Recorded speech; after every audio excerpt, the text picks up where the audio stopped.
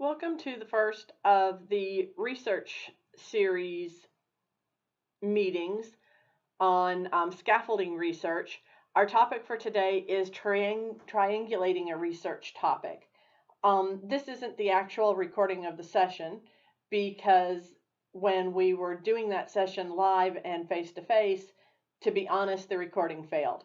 But I wanted to have a recording of this presentation, so I went ahead and I made a separate one in my office.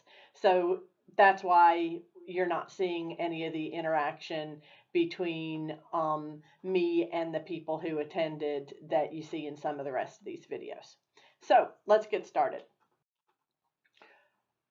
Why are we here to talk about student research? Students write papers in almost all of their classes in some form. Some classes may only require 1 or 2 page reflection papers or short essays or case studies or things like that. Many classes require the students to write full 5 to 10 or even longer, even more page research papers. So we all do research in our classes, and we feel like we do a pretty good job with it, which generally speaking we do. But the point of Faculty Development Institute is that we can always do better. So, how can we improve?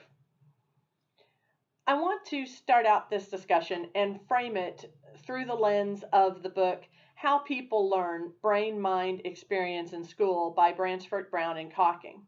In How People Learn, the authors discuss cognitive theory at the time new regarding how experts versus how novices learn and how that translates into important techniques and strategies in teaching.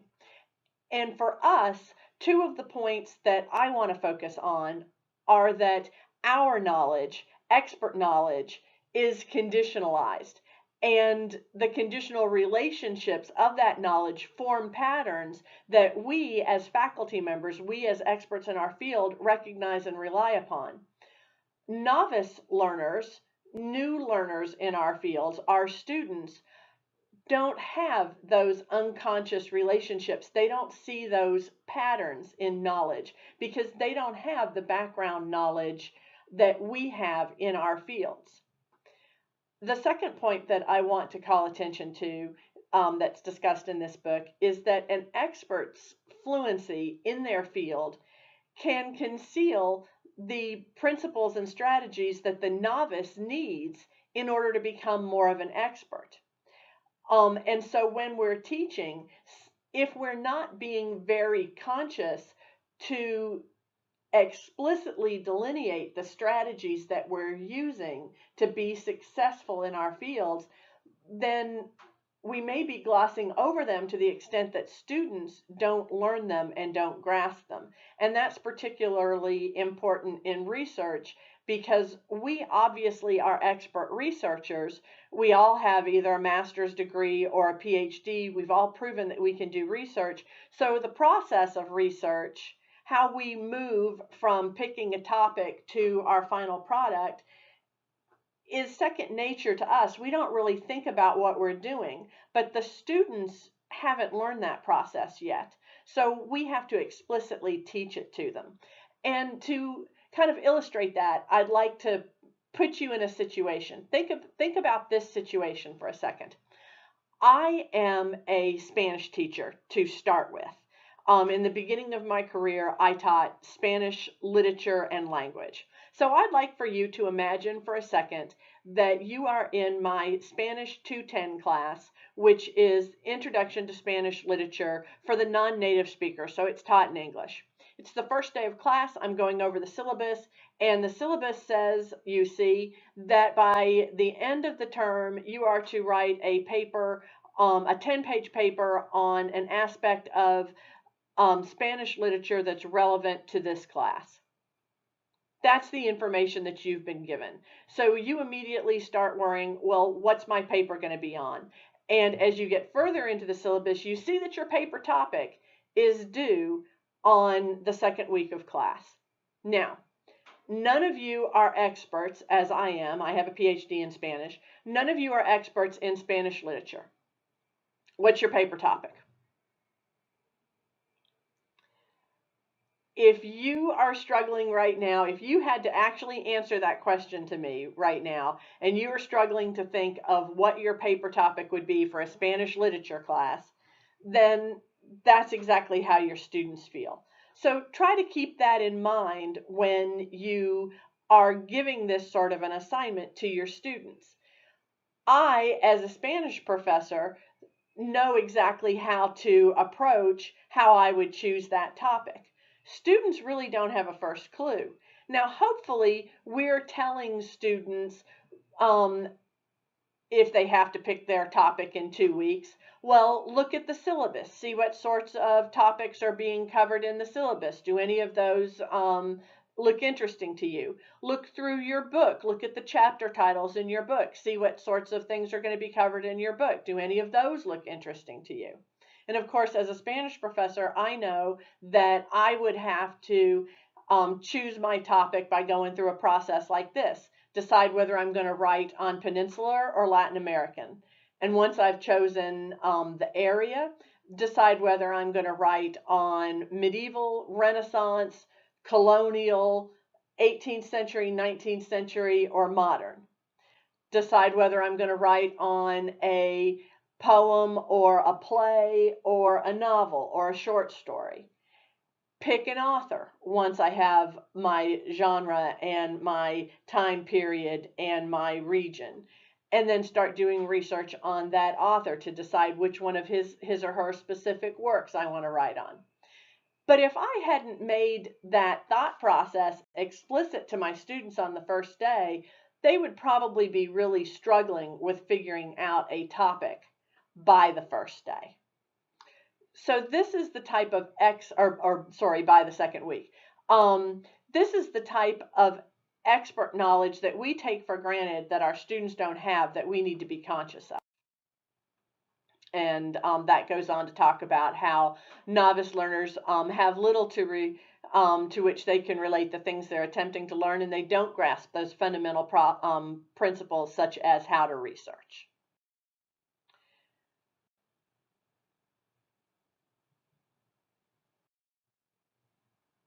So, sorry, couldn't resist Master Yoda here. How can we turn our students into masters of the subject through research?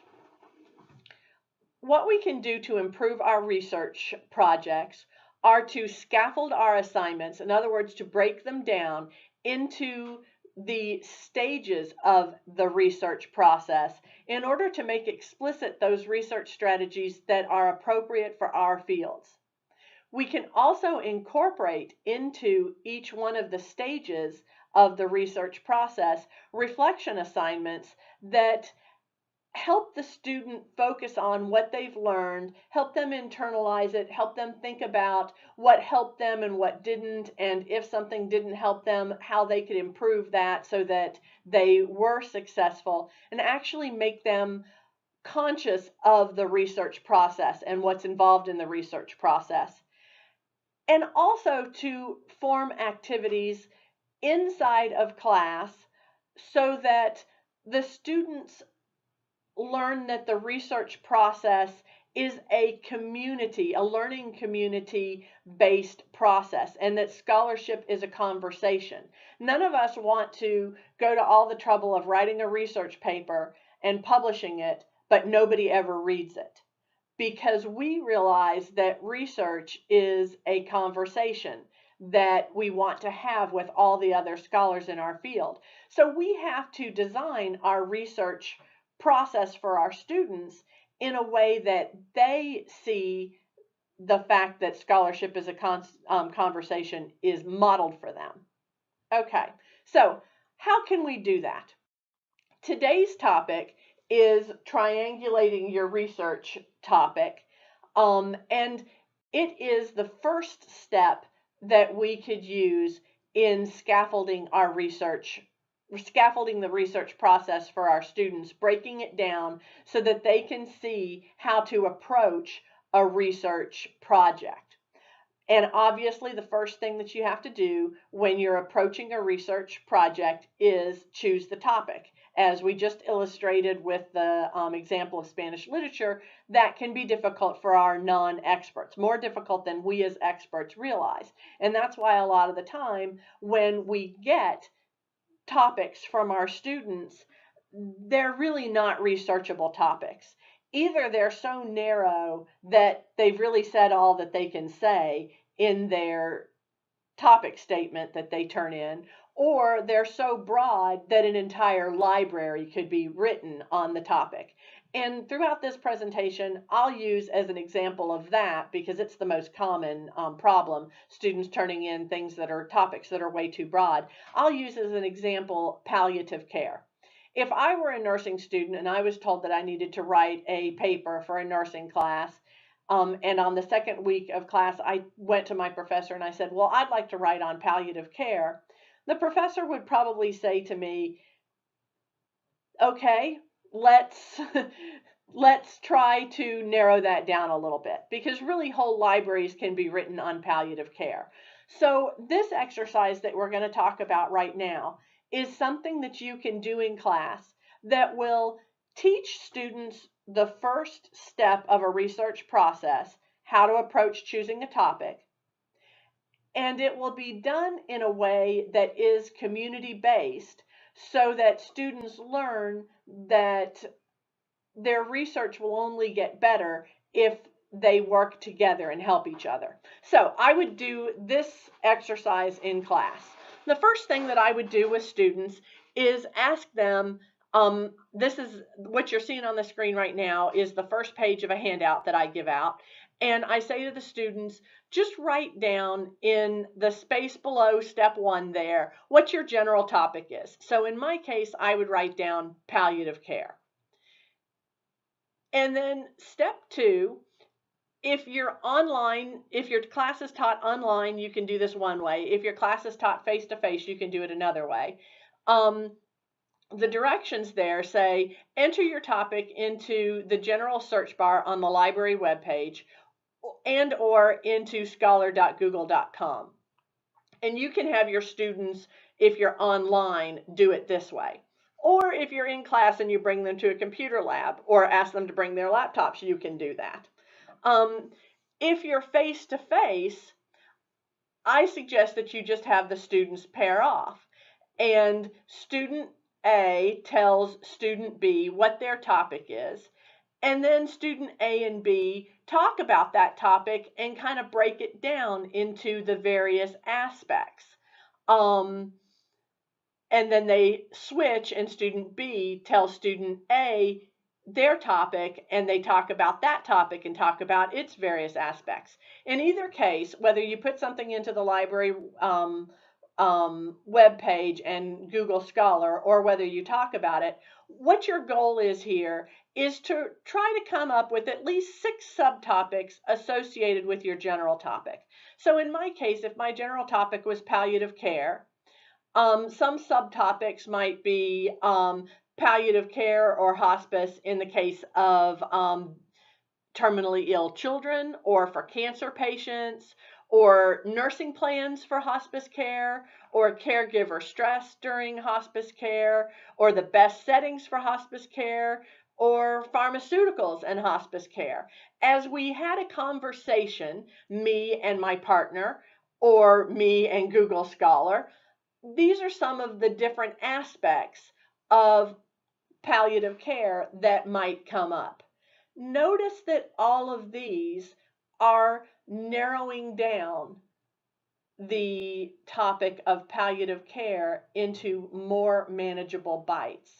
That's what we're trying to teach the students to be aware of here. If you start with something broad and do a little bit of preliminary research or talk with somebody, then you can start identifying the under topics, the subtopics, the smaller, more detailed aspects of that topic that are more researchable.